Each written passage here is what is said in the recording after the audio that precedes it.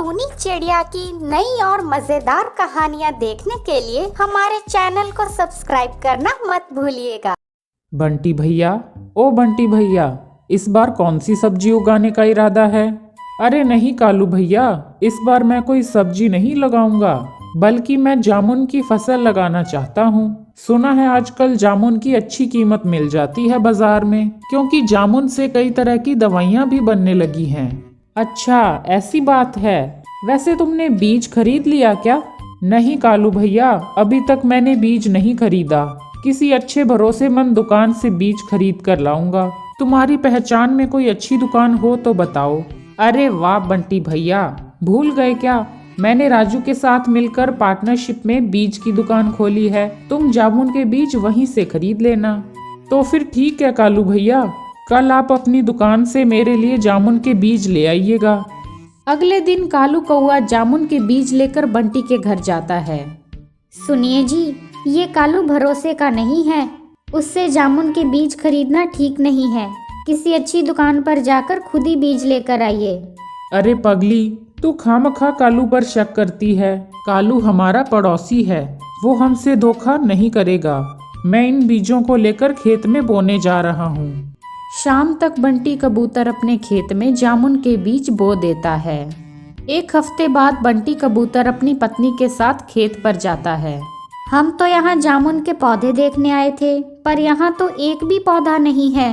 मैं उस कालू कौवे को छोड़ूंगा नहीं, उसने मुझे खराब बीज दे दिए। मैंने तो आपसे पहले ही कहा था, पर आप तो मेरी बात सुनते ही नहीं हो। मुझसे बहुत बड़ी गलती हो गई टूनी, लेकिन अब मैं क्या करूं? मेरे पास तो अब पैसे भी नहीं बचे हैं। बंटी और टूनी उदास होकर घर लौट आते हैं। ऐसा कीजिए, आप मेरे कुछ गहने गिरवी रखकर जामुन के बीज खरीद लीजिए। ये तुम क्या कह रही हो टूनी? मैं तुम्हारे गहने गिरवी नहीं रख सकता। आपने पिछली बार भी मेरी बात नहीं मानी और अब भी वही कर रहे हैं। अब हमारे पास बस यही रास्ता बचा है। बंटी टूनी की बात मान लेता है और गहने गिरवी रखकर बाजार से जामुन के बीज खरीद लेता है। फिर वह उन बीजों को अपने खेत में ले जाकर बो देता है। कुछ ही महीनों बाद उनके खेत में जामुन के पेड़ मीठे मीठे जामुनों से लद जाते हैं। दोनों पति पत्नी की खुशी का ठिकाना ही नहीं रहता। फिर बंटी कबूतर जामुन तोड़कर बाजार में बेचने जाता है और अच्छे पैसे कमाता है। इसके बाद वह अपने परिवार के साथ खुशी खुशी रहने लगता है। टूनी चिड़िया सुंदरवन नाम के घने जंगल में रहती थी। उसका पति मजदूरी का काम करता था। कुछ समय के बाद उसका मजदूरी का काम बंद हो जाता है, जिससे बंटी कबूतर घर पर बैठ जाता है। ये मनहूस टूनी चिड़िया जब से यहाँ आई है, मेरे बेटे की नौकरी ही चली गई। माँ, तुम क्यों टूनी को बुरा भला कहती रहती हो? इसमें इसकी क्या गलती है? आप मेरी वजह से मांझी से बहस क्यों कर रहे हो? वो बड़ी हैं, अगर उन्होंने कुछ बोल भी दिया तो क्या हो गया? बंटी कबूतर काम ढूंढने की बहुत कोशिश कर रहा था, पर उसे कहीं भी काम नहीं मिल पा रहा था। टूनी चिड़िया की जेठानी मीनू चिड़िया टूनी से घर और खेत का सारा काम करवाती थी। एक दिन की बात है, टूनी खेत में शिमला मिर्च के बीज लगा रही थी कि तभी उसकी जेठानी वहां आती है। खेत में क्या बो रही हो टूनी? अरे दीदी, मैंने शिमला मिर्च के बीज लगाए हैं। घर में सबको शिमला मिर्च कितनी पसंद है, और वैसे भी बाजार में सब्जियां बहुत महंगी हो गई हैं। अगर फसल अच्छी हुई तो 2-4 पैसे भी घर में आएंगे। मीनू चिड़िया टूनी को बिल्कुल पसंद नहीं करती थी और उसके सारे काम बिगाड़ देती थी। कुछ दिन बाद टूनी अपने खेत में जाती है तो देखती है कि वहाँ शिमला मिर्च के छोटे छोटे पौधे उगाए थे। टूनी खुशी खुशी ये बात अपनी सास और जेठानी को बताती है। अरे, आज तक तो तूने कोई काम ठीक से नहीं किया, फिर ये कैसे कर दिया? टूनी अपनी सास के साथ खेत पर जाती है तो देखती है कि सारे पौधे ऊपर से टूटे हुए थे, मानो किसी ने ऊपर से पौधों को खा लिया हो।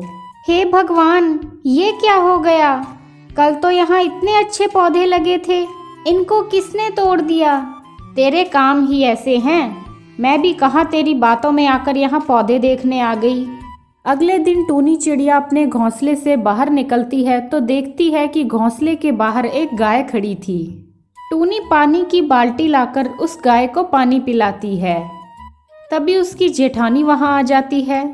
इसको क्यों पानी दे रही है? इसने ही तो उस दिन तेरी सारी फसल खराब कर दी थी। अरे नहीं दीदी, ये तो बेचारी बस यहाँ खड़ी थी।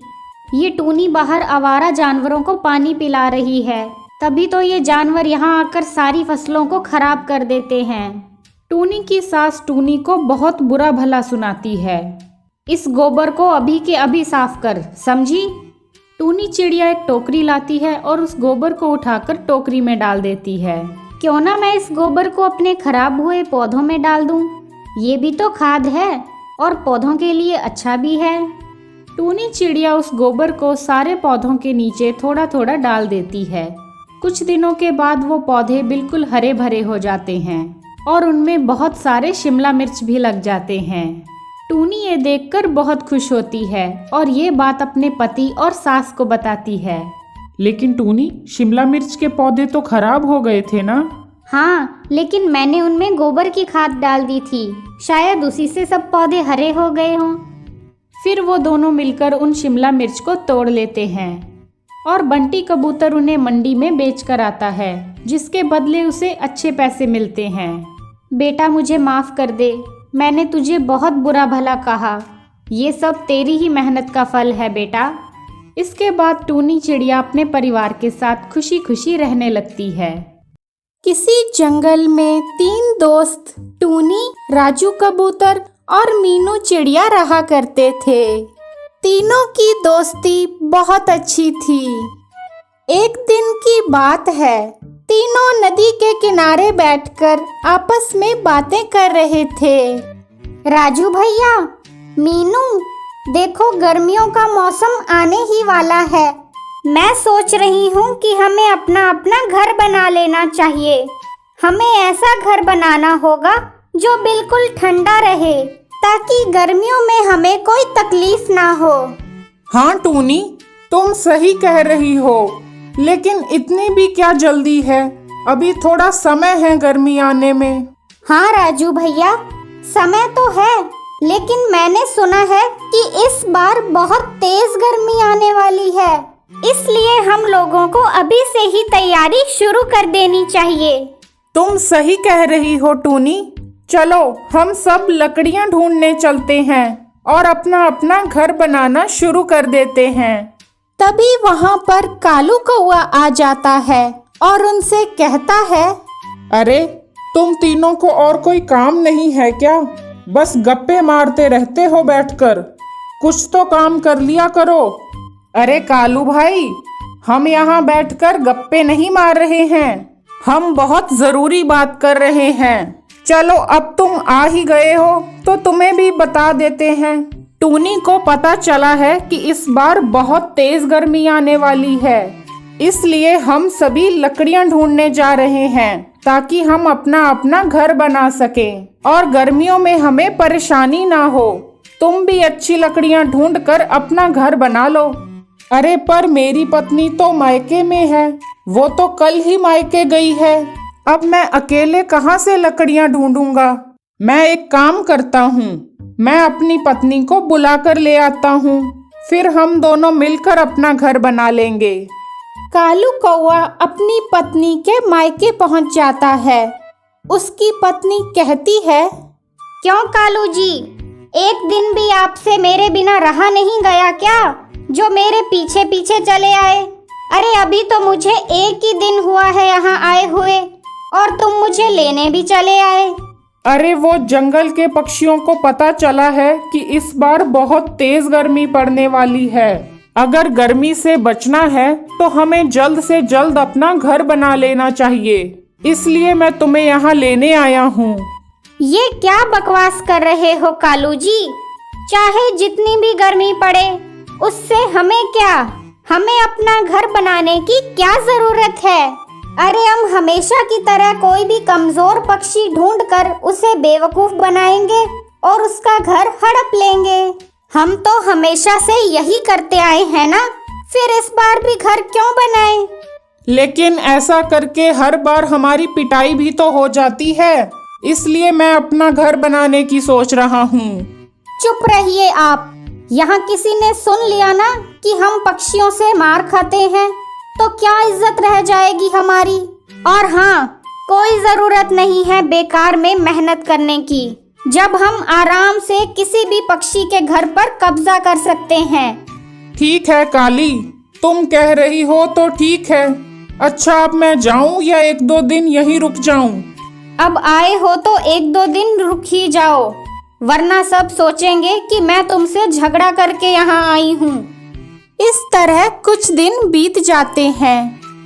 टूनी, राजू और मीनू अपना अपना घर बनाने में लगे हुए थे। इधर कालू कौवा और काली कौवी भी वापस अपने जंगल में लौट आते हैं।